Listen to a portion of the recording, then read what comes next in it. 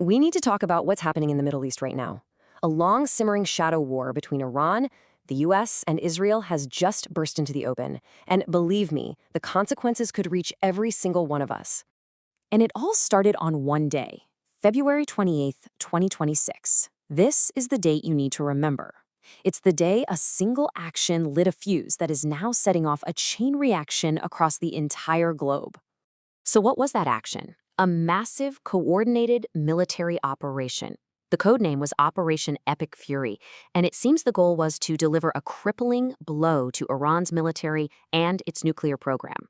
And now, in the aftermath, the whole world is just watching, waiting to see what comes next. So what does this all mean for the region, and frankly, for the rest of us? Let's get into it and break it all down. Okay, so here's our roadmap for this explainer. We're going to start with the strike that kicked this all off.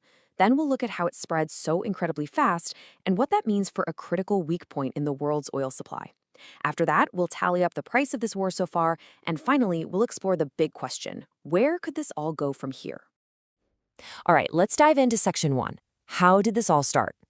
Well, it began with a huge attack that played out over a really critical 48-hour period. The operation kicked off on February 28th, but this wasn't just about hitting military sites. On that very same day, a targeted airstrike hit the compound of Iran's supreme leader, Ayatollah Ali Khamenei, killing him. Now, this wasn't just the death of a political leader. This was the removal of the absolute highest religious and political authority in Iran. It's a huge deal. By March 1st, Iran officially confirmed his death and promised a severe retaliation.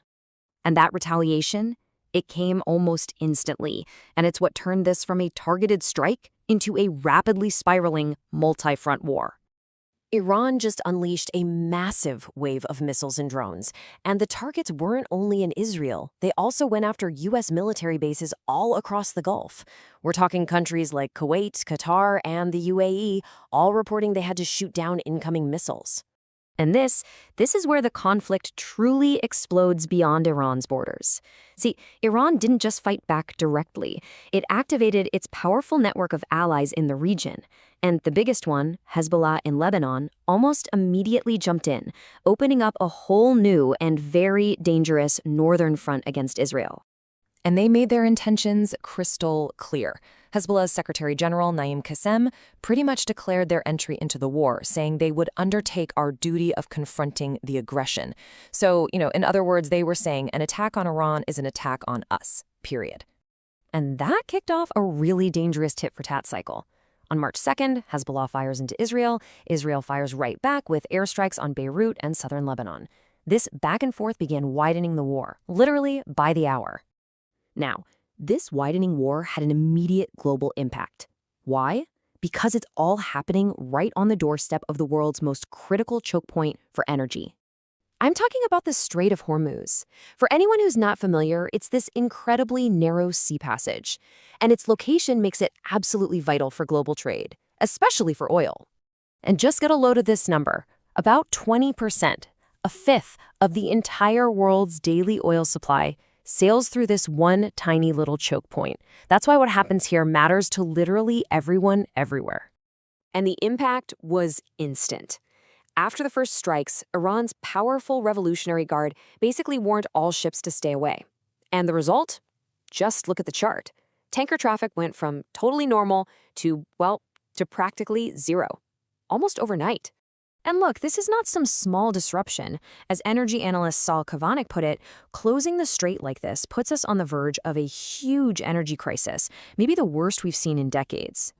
So that brings us to the actual costs of this war, which are already just staggering, both in the price paid in human lives and the shock it's sending through the global economy. In just the first few days, this conflict has claimed around 800 lives across the region. It's a devastating human toll, and it's climbing every day. Now, this chart gives you a sense of where those losses are happening. And what's really clear is that the vast majority, we're talking over 90%, have been inside Iran itself, a direct result of those initial strikes. But you can also see the conflict has taken lives in Lebanon and led to casualties in Israel and among U.S. troops as well. And on the money side of things, the market's completely freaked out. Brent crude oil, that's the global benchmark price for oil, it shot up 13%, hitting over $82 a barrel almost instantly. And the scary part is, that might just be the beginning.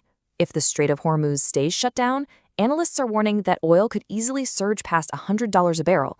And you know what that means for us? Higher prices at the gas pump, higher shipping costs, and a very real risk of global inflation.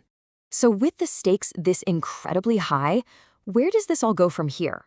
Well, most analysts are looking at three potential ways this could play out. So you've basically got three paths. Path one is the nightmare scenario. Full-on escalation, a devastating regional war that pulls in even more countries. Path two is the best case, some kind of diplomatic off-ramp where international pressure manages to force a ceasefire. And then you've got the messy middle, a long, simmering conflict that never really ends, just creating constant tension and instability. Right now, it is absolutely impossible to know which of these futures is going to become a reality.